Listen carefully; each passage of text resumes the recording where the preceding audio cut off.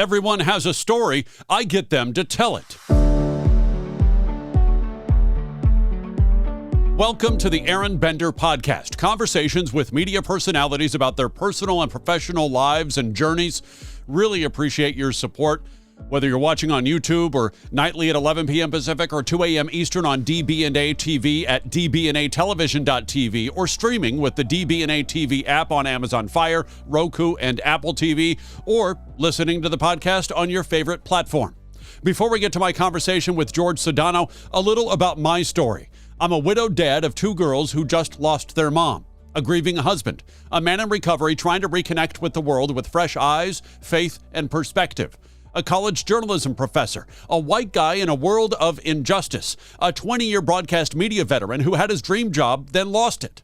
A year and a half ago, God gave me a gift, an opportunity to stop, step back, and breathe so I could learn about love, vulnerability, forgiveness, grace, self-care, patience, and understanding. Jorge Sedano is a host on ESPN Radio, specifically 710 ESPN here in Los Angeles. He also does sideline reporting and some play-by-play for the NBA on ESPN and ABC. We worked together in Miami many, many years ago. It seems like a lifetime ago. He worked at Fox Sports Radio at the time. He eventually worked for ESPN in Bristol, Connecticut, but is now out here in Los Angeles. And it was just so good to catch up. We talked about fatherhood, talked about mental health and anxiety, but started our conversation talking about the Clippers and the rest of the NBA playoffs. Well, I'm going to be pretty frank with you. I have very low expectations of them achieving their goal, which is to win a championship without Kawhi Leonard.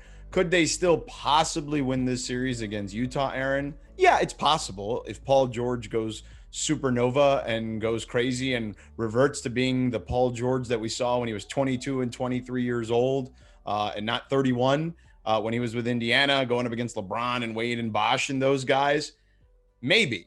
But and look, you know, actually the Suns, if they can get by Utah, look like they're going to be without Chris Paul for a while. Right. So that could potentially help them. But I feel like if they win against any semblance of a healthy team in the Eastern Conference without Kawhi Leonard, I don't think they'd have enough. I mean, the NBA, much like a lot of professional sports, is a battle of attrition. But this season, because of the condensed nature of coming off the bubble in such a short amount of time last season to what they're dealing with this year, there is an enormous amount of injuries. The superstar or all-star caliber players have missed 19% of the games this season. And look, this is a deal the league made with the devil, basically, right? They wanted to try to get as close to a normal schedule as possible. And this is the unfortunate circumstances they're dealing with in the aftermath. How are the Nets going to do? I don't know if James Harden is coming back. Do you feel like with the injuries in the West that it's basically the Nets or the Bucks title to lose? Well, look, James Harden played game 5, but he didn't look like James Harden by any stretch of the imagination. If he can be any semblance of that with KD, like any semblance of what he normally is with Kevin Durant, then they should be the title favorites in my estimation, even without Kyrie. It's crazy, Aaron, because they had the highest, what we call offensive rating, which is a metric that we use in the NBA to rate offenses. They had the highest offensive rating in the league at 117, which is basically the best way to describe it is if they played 100 possessions, they would score 117 points as a team. Now, the wild part is that's with the different lineups that they've had this year. Sometimes it's KD alone. Sometimes it's KD and Harden. Sometimes it's all three, including Kyrie. But the weird thing is when it's KD and just Harden or KD and just Kyrie, the number's actually better, which is wild. But it just goes to show you the old adage of there's only one ball, right? So because of that, it's really challenging to implement guys that need the ball in their hands that much. But it's pretty fun to watch them kind of play it out. But just all these injuries, man, everything that's transpired here over the last couple of weeks, and particularly even the last 24 hours, has just been insane. What has it been like for you behind the scenes and on the sidelines covering NBA games over the last couple of years? Obviously, as we entered the pandemic, We had all the games in the bubble, and then now with this truncated season, what has it been like for you covering these games?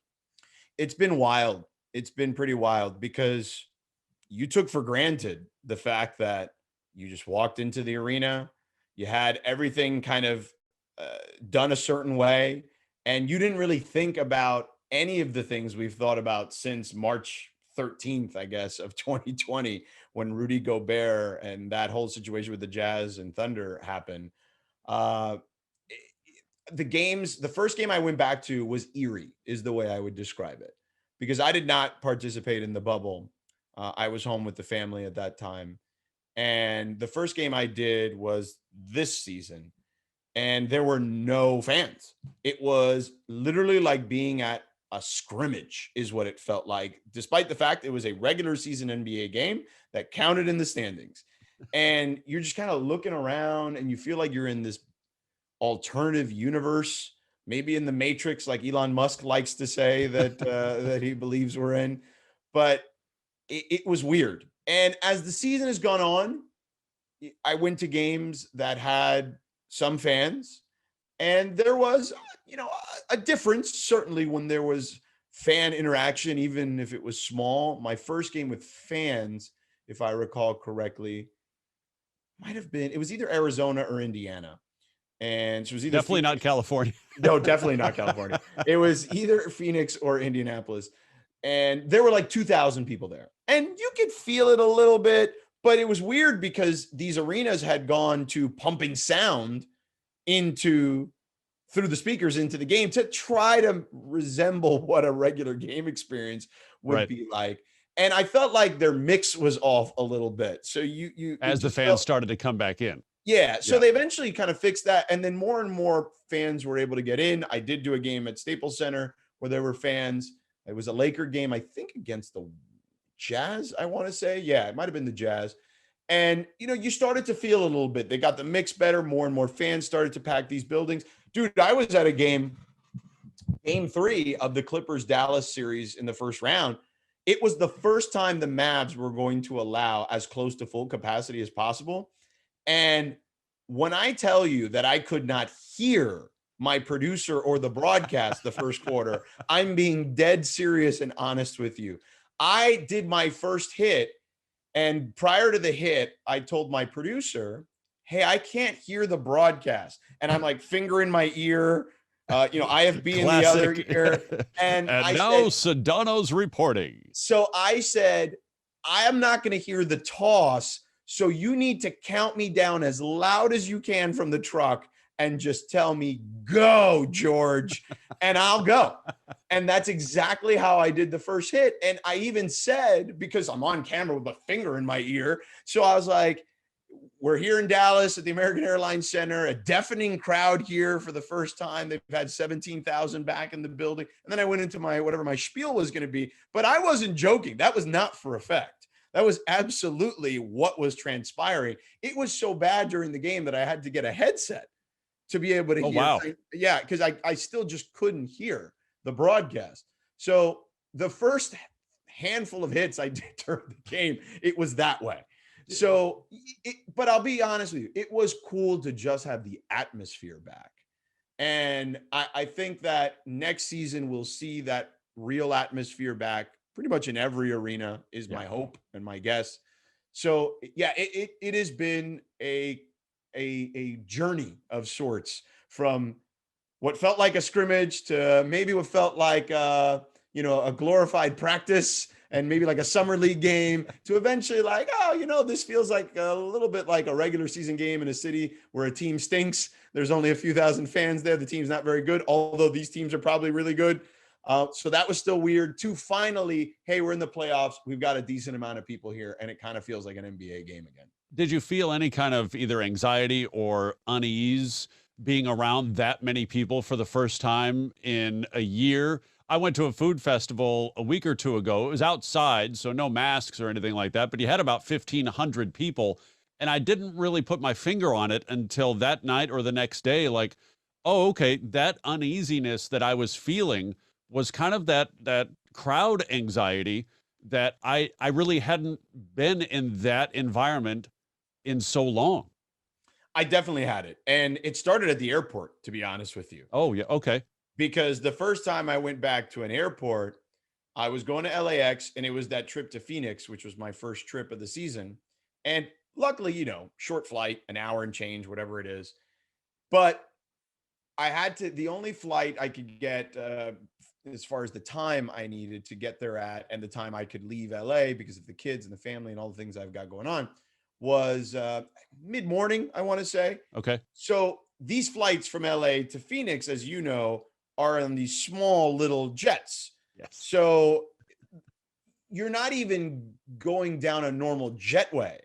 At LAX for this flight, you have to get on a bus, and then they take you to this small aircraft. And the bus part, now I'll give LAX a lot of credit. They only limited, they have these huge buses, right? I think it was like 10 people per bus. Okay. So that lowered the anxiety a little bit. Still weird, right? Still weird. I'm on a bus, okay, with people for the first time during a pandemic. Still during a pandemic. This is December. So. Oh yeah, that's before the surge and all the okay. Yeah, this is December of 2020. So this is still weird. I'm wearing a it was at that time it was a lot easier to get an N95 mask. So I'm wearing an N95. It's tight as all hell on my face. I'm on this bus, kind of freaking out a little bit, and less so because I see there's not a full capacity in there. Then I get on the plane. Little bit of anxiety on the plane for the first time. Check that. It wasn't American Airlines. So it was Delta, but I just want to get this right because of this part of the story. Okay. I get on the plane, and I fly Delta a lot. So I've never seen those rugs and seats as blue as I saw them they're actually getting cleaned on that flight. It was as clean as I had ever been on an airplane. So again, anxiety lowered just a tad, right? So I get to Arizona. It's not California. No disrespect. I'm not saying it's, for everyone. Nothing political there. It's just you're in another state. You're just right. It's different, and everybody clearly we know that everyone handled this a little differently. There are different guidelines. So I get to Arizona. Things are a little different. I get to the hotel, and I'm getting in an elevator. Now this elevator is small because it's a kind of a boutique hotel, and by the arena because they just wanted to put us close. And doors closing, hand holds the door, and it was the guy at the front desk letting somebody on who was wearing one of those turtleneck looking oh, the gaiters or whatever. Yeah. The gaiters, right. Yeah. And he didn't have it on. So, but I'm not paying attention because I'm on my phone. I'm just kind of glancing up. I see someone come in. I'm back up texting someone on my phone. Door closes, look up, guy's not wearing the gaiter. And I say, hey man, you mind putting that thing on? And he's like, oh yeah, my bad. So he gets off on the next floor. And I just said, I am not this guy. Okay. I don't like confrontation. I'm not a confrontational person, but we're in the middle of a pandemic. So I decided, I'm going to go back to the lobby for a second. And I went back to the lobby and I said to the young man, I said, listen, I'm not trying to be a jerk. And I spoke to him in this very tone, not trying to be a jerk. I said, but we're in the middle of a pandemic. You have signs all over the lobby that say, you got to wear your mask in the lobby, in the common areas, and especially on the elevator. My man, you let him on the elevator without anything, with no face covering on. I said, can we just please make sure, not just for me, but for the next person, that doesn't happen. He was super apologetic. He was a really nice young man. I just said, I just want to let you know, like, just a different mindset. Yeah. Just so you don't forget to do that, because, the last thing you need is some liability issue personally and for the hotel. And he appreciated it.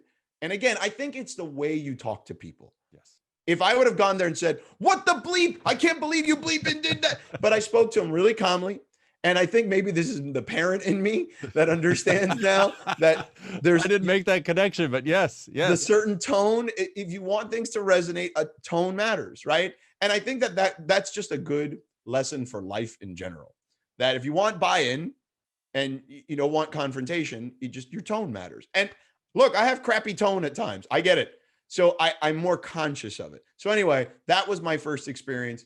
But yeah, to your point, a little anxiety ridden, but I was able to be okay with it. The more and more I got on an airplane, the less anxiety I had. When I went to Indianapolis, I had to connect because there's no directs from LA to Indianapolis during the pandemic, through Minneapolis, to Indiana. And, Indiana, surprisingly, maybe a little more strict even than other places I had been. So again, my anxiety, the more and more I did it, and I was always very careful, washing my hands, antibacterial stuff, always masks on. I just did what I felt like I needed to do to travel during a pandemic. And I understood the inherent risk. I did it because I love what I do. And I thought it was important for me to get back out in the field. And I did it. And I feel great that I did it, because I felt like the company also did everything they could to keep us safe, and the places they put us at did everything they could to keep us safe, even with that little minor mishap in Arizona. You brought up Minneapolis, and it made me think of the idea of trying to walk that line of sports and politics, sports and social justice. How do you walk that line? Look, I think that most people, I have an opinion like everybody else, right? The older I've gotten, I am far more into politics, far more into social issues than maybe equal to what I am, passionate in regards to sports.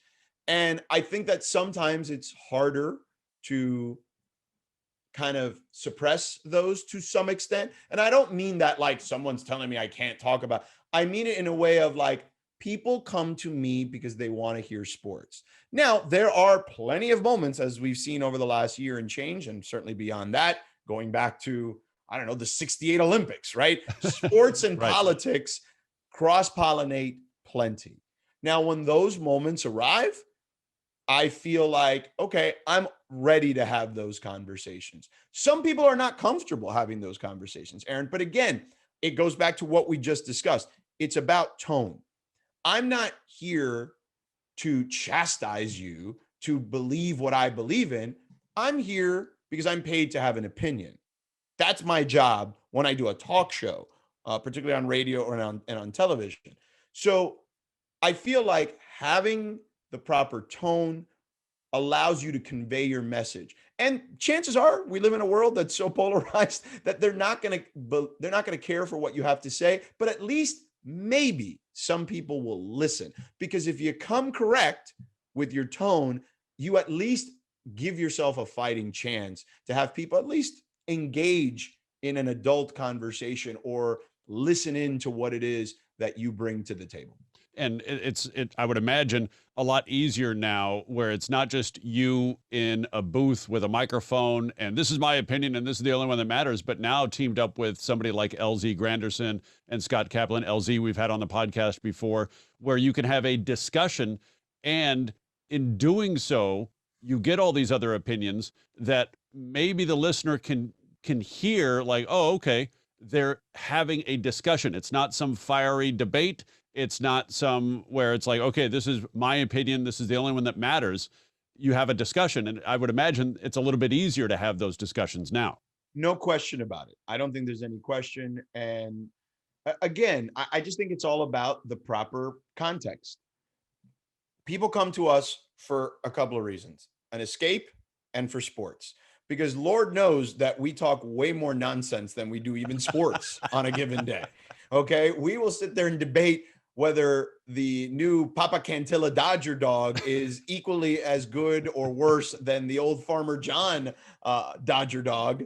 And we actually have more debates and actual fiery debates about things like that as opposed to even sports. But certainly, to your point, when these opportunities come and sports and social issues, or sports and even politics perhaps, collide, yeah, we take a breath and we just have a conversation. It doesn't need to be a show, in air quotes. It could be just, hey, we're just three adults having a conversation in a room who happen to be friendly. And that's it. And we're not going to agree on everything. And there's going to be three different variations of what we believe in. And I think that allows people who are listening to feel like, okay, well, maybe in this particular discussion, I'm a George person, or I'm an LZ person, or I'm a Scott person. And I think that look, that goes for anything. That goes for whether we're talking sports or not. But I think when you're trying to have those particular conversations, they're nuanced and they need to be nuanced, and you need room to breathe, which is why the audio format, less so than television, I think is still the best format to have those discussions, albeit not as popular in one sitting as cable television, right? Where you get 2.5, 3 million, 4 million people tuning in to a specific talk show in prime time on Fox News or CNN or MSNBC or whatever. I still would rather have the room to discuss it at length over an hour, several hours, and have it evolve with the listeners being involved, whether it's calling or on social media, et cetera. I just think that it's a better way to have those discussions, and it's a more intimate way, personally. You've hosted shows by yourself, whether it's the middle of the night or the middle of the day. You've hosted with co-hosts. You've had a kind of a round robin sometimes. Ensembles, yes. Right. Which do you prefer? Well, I feel like we have kind of an ensemble right now in a lot of ways, where LZ is very different than me in a lot of ways. Scott is very different from me in a lot of ways. And we are very interested in making sure our producers, who I think are very good on the air, and I've always been a big proponent of, if you're a good conversationalist, I don't care if you're the board op or the producer or the call screener. I feel like if you know how to have a good conversation and you can bring something to the table, I'm willing to let you speak on the mic. That has always been my motto, no matter where I've been. And I always enjoy that. The more participation, the more opinions, the more fun I think we can have when you have that many different people kind of in there, and you have this kind of smorgasbord of personalities kind of thrown in there. How is fatherhood treating you? You've got 2 little ones running around. Now, granted, they're not running around right now. Thank you, in-laws. Thank you, grandmas. Thank you, grandpas. Thank you, sisters-in-law, and all the others. But how is fatherhood treating you? Fatherhood is great, man. Honestly, it's okay. So I would say that initially, when we had my daughter, who's my oldest, my daughter's name is Aria, and my son's name is Mateo. She's 7 and he's 2. When we had Aria, it was one of the wildest moments of my life. Like, it was just like everything was crazy. The birth was a little challenging and a little scary. I don't want to get into too much detail. I don't want to divulge without my wife sitting here next to me, knowing that I'm, pouring out her, intimate secrets, maybe not secrets, but intimate moments out on a podcast. But nonetheless, I think it's fair to say that it was a challenging birth. It was a challenging process to have her get pregnant, in some ways. So, just the outpouring of emotion that first day, that when she was born, was just wild across the board for both of us. And I think you learn, you're like, wow, I didn't realize first how hard parenting is. Holy bleep, is it hard? Totally thought it was going to be at least a little easier than it is, but oh my God. So hard. It's like 1,000 times harder than I thought it would be. So hard. And those first 6 months, man, they're challenging in ways that you never would have gathered.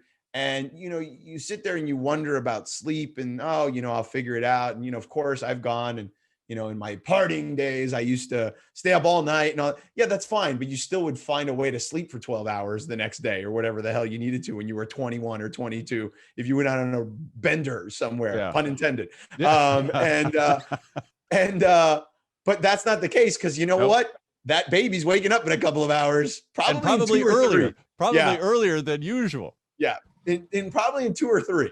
So yeah, dealing with that was tough. And then I also went through this kind of, I had this conversation with one of my colleagues, Tony Reali, because he went through something similar. And I didn't know what I was feeling at the time, but when, talking to him about it, he felt the same way. And we kind of figured it out. And it was kind of like this, women go, and I'm not trying to compare it to women in any way, shape or form, but women, obviously not all of them, but some of them go through postpartum depression. Right. And I don't want to call it that, but it felt like, because Aria and we were first time parents, was so attached to my wife, I almost felt like where's my place in this? I want to help, right? But it just doesn't seem like there's a place for me right now. And that was discouraging, not outwardly towards anyone, but just to myself. Like, man, I really want to help. It's my daughter. You know what I'm saying? Like, it's my firstborn. Helpless. There's inadequacy. Yes. So there was some of that. And I don't think men talk about that enough, right? Like, I would imagine most guys go through something like that because, of course, naturally, and again, I'm not trying to put people in boxes or whatever, but, historically, right? Like, men, you're supposed to be the providers, blah, blah, blah. And you're trying to provide for your wife and, the mother of your child, or, and your child at that moment. And you're kind of helpless in a lot of ways. This is mom's deal in a lot of ways. And you have to just kind of sit back and understand that, you just got to be there for whatever support is necessary. Your time will come. Yeah. For whatever the support will be. So that's it. You just got to be ready. It's kind of like someone who plays a bench role in sports, and maybe you get some coaches, DMPs, did not play. Yeah. But one day there's something happens and the coach's like, hey, Sedano, take the warm-ups off. Let's go. You're in the game, and you got to be like, all right, coach, I got it, and that's how it felt. But there was that time where it was weird, but it is amazing. Like, there is nothing like it. I don't think I ever felt like I could love something the way I could love a child. And, all those feelings eventually subsided. And, the second time I found ways to even make myself a little more involved, even if it was just a little tiny bit. And then I also kind of gathered myself and said, hey, this is my time to step aside. Right. And just be able to kind of balance that. And it was better. Cause look, we all deal with our own demons and anxiety. And I think what helped me the second time around, to be honest with you, Aaron, is in 2016, I started to seek therapy. And because I had all these weird pent up emotions, I was having anxiety attacks. It was weird. And I just I got to seek a professional. And thankfully, working at ESPN and for the Disney company, they have outlets for that. And I was able, through, my insurance and whatnot, be able to kind of take care of all that stuff and connect with someone who's been really helpful. And I've been with, from a therapy perspective, for 5 years now, and she's great. And she's like, I joke and I say that she's like the fourth or fifth most important woman in my life, behind my wife, daughter, mom, and stuff, like sister, right? Like, she's that next person. And I think all that stuff is really, really, really important. But fatherhood has been tremendous. And look, it's a constant battle of adaptation and a constant battle of towing the line between being disciplinarian and ally. And it's only going to be more challenging as they grow up. And just understanding that you have to give them room to make mistakes. You have to give them room to learn from those mistakes, even at a young age. And I also think that, I have to learn when to step in, right? And just guide them, be firm. And all that stuff is trial and error, man. So I treat my parenting like I would treat my work life, right? And same thing with my life with my wife, right? My intimate life with my wife, right? When it's just us, like, I look back each and every day and I try to reflect, right? And if I don't do it at night, I definitely do it in the morning. I try to reflect on what happened the day before and just be like, okay, this happened. It didn't go the way I wanted it to. How can I fix that? And sometimes it's not trying to fix it. Sometimes it's just, hey, maybe I got to listen better. Yeah. The next opportunity you have, do something different. Right. Just whatever that adjustment that needs to be made, whether it's actually physically fixing something or emotionally fixing something, or sometimes just laying out and just being like, let them kind of do their thing and just making those adjustments. Life is a series of adjustments, my man. Okay. And that's just, it's a series of adjustments and calculations. So it's planning, it's focusing, it's executing. Sports and life are very similar in a lot of ways. And I've come to learn that in 20 plus years of doing sports. And now as my life has evolved and I've hit age 43. You lost your dad a few years ago. If he called you up right now, What's that conversation like? What are you telling him? Oh man, I would tell him his second grandchild who he never met, and I'm getting a little emotional here. Is him reincarnated, like in so many ways. The only difference is he's blonde and he has blue eyes or green eyes. That is the only difference. He is the exact personality of my father. I feel like it really, and look, I don't know what the afterlife is. I don't have a belief in any of that stuff. I hope it's whatever the afterlife is, it's good. But if reincarnation is real, then I am stuck with and I say this jokingly, I am stuck with a reincarnation of my dad, because this kid is not easy. My daughter, Aria, God, it was so much easier with her at this age. And I don't know if that's a boy-girl thing. I think it's a little bit of that. I also think it's just a personality thing. At this age, she was so much more independent than he is. He is needy. He is feisty. He is just an ornery little bleep at times, but I love him for it. But yeah, that's what I would tell him. He is a chip off the old block. And I'd thank him like for all the things. Like he was tough on me. And I think life is tough. And sometimes you need to be tough. And it's just kind of what I said a moment ago, right? Like you got to toe the line between being ally and disciplinarian. And I think that, while he was definitely more disciplinarian than ally, and maybe I can adjust that a little bit for my kids, I would still be thankful for him being tough on me for sure. Yeah. We talked a couple of years ago for a podcast then, and then as the pandemic kind of got underway, just a quick update on like, hey, how are you doing life during the pandemic? Here we are, the middle of 2021. What's next for you? Great question. What's next for me? I am looking to do a number of things. I did a story, like I did an interview recently for Barrett Sports Media. Yeah. Jason Barrett is a guy who's been covering sports media for a long time now. And one of his writers, Ryan Glasspiegel, a guy I've known for a really long time, who I respect his work over the years. I did an interview with him, and the interview was about the five goals that I have. It could be professional, it could be personal. And in those five goals, I talked about a lot of different things. And one of the things that I'm maybe most passionate about right now, Aaron, is, and this is going longer than we expected, but of course, because we haven't talked in a long time. So I apologize for. Oh, no, it's all good. It's all YouTube Unlimited. Yeah, no, I know. I'm helping you get those hours in. So the thing I'm actually most passionate about beyond like family and things of that nature, is I'm really, really interested at this stage of my life in empowering the Latino community. Okay. And I look at the Latino community, and I've had these conversations with people in the industry, including my own bosses, about how we need to do a better job with this community. And naturally, as an immigrant community, and in my case in Cuba, I'm Cuban, so exiled community, exiled from their own community.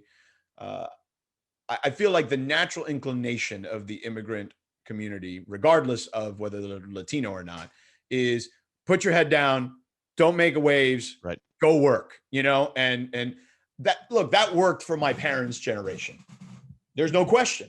Okay. My parents worked multiple jobs, eventually were able to settle into one job after many, many years of being in this country. And look, sacrificing a lot, including their lives, to get out of a country to allow me to have the freedoms that this country has. Okay. And allow me to also have the discourse of when I disagree with some of the things that go on in this great country. Right. So I think empowering that community, I think my generation and beyond needs to take that a step further and be like, no. Okay. That worked for you, but now we need to make sure we voice our opinions. Okay. It's not that we don't appreciate the ground that you laid for us. We certainly do. But if we're going to be part of this country and part of this community in this country, we need to think like the rest of the communities in this country. Okay. And be active, right, in all sorts of different aspects of this country, and whether that's political, whether that's social, or whether that's just being in your own regular small communities, right? Being active in your small communities. I think that's important to me. I also think that we should show pride in the unique nature of the Latino and Latinx community. And by the way, that it might be the first time I've actually used the word Latinx in an actual interview. And I say that because I don't refer to myself that way, but people get really riled up like, oh, you're just trying to be politically correct. No, bro, if somebody likes to be called that, cool. I'll address you that way. It's not the way I prefer to be addressed, but it's fine. Like, why am I going to sit here and argue about the way somebody feels personally? Like, I'm not, it feels counterintuitive almost. So nonetheless, I digress. I do feel like there's so many great stories to be told. And it's fascinating because we're talking, what is it? A couple of days after the movie In the Heights was released. Right. And I feel like Lin-Manuel Miranda and them, did a great job with the movie. I still feel like we can push even further because I think that there are aspects to that movie, while it's great and the musical is fantastic and, it's just a beautiful movie. And I'm familiar with that area because I actually was born in New York, right around the corner from Washington Heights. So I'm very familiar with that. But I had this conversation with LZ yesterday on the radio show, and it's like Washington Heights is a predominantly Dominican neighborhood. And I didn't see Afro-Latinos, right, in that movie, or very many of them. Right. So it's like we can still push forward and tell these stories in an even more authentic way.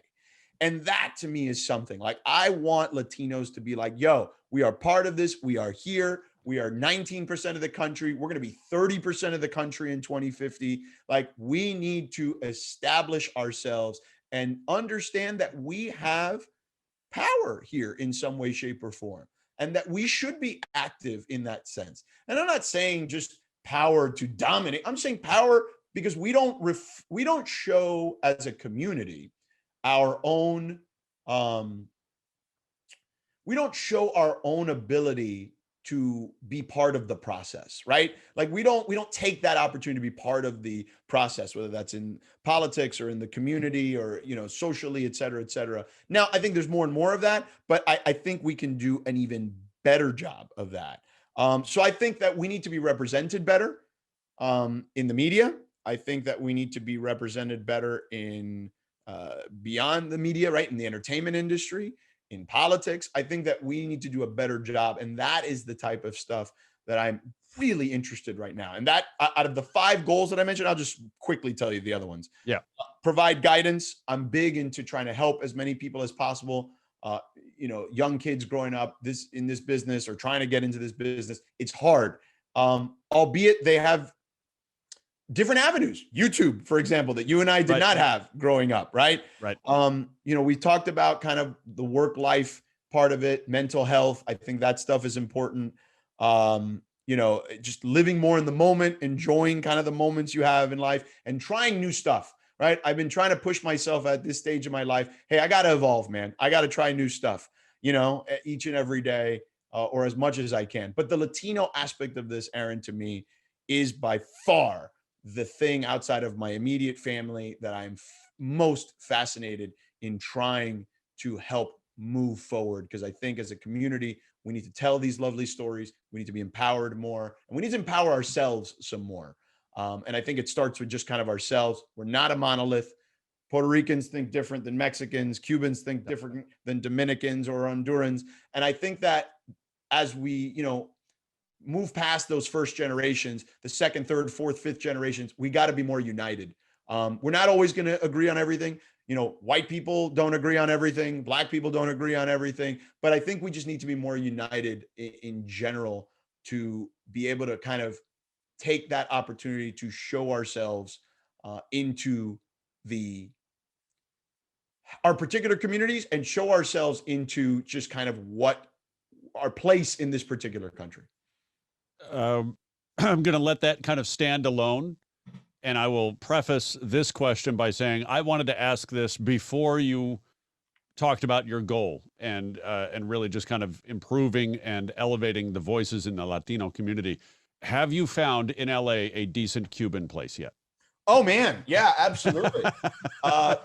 My favorite place. Because a couple of years ago, we were like, I'm still looking. No, I had not find it. So 2 places. One place is called Tropicana Bakery and Cafe in Downey. I love, it's so good that I'm driving 35 minutes or 40 minutes to get it. Okay. Nice. It's that authentic. Yeah. I grew up in Miami. You lived there as well. So there is an authenticity to it. Right.